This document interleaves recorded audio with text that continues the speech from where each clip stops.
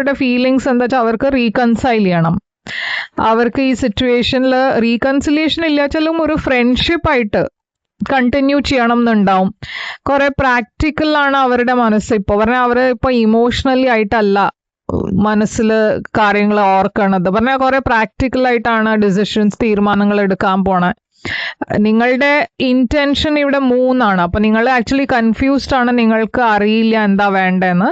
കുറെ പേടിയുണ്ട്, കുറെ ഫിയർ ഉണ്ട് മനസ്സിൽ. ഒന്നും പറഞ്ഞ ക്ലിയറായി നിങ്ങൾക്ക് പറയാൻ പറ്റില്ല നിങ്ങളുടെ ഫീലിങ്സ്.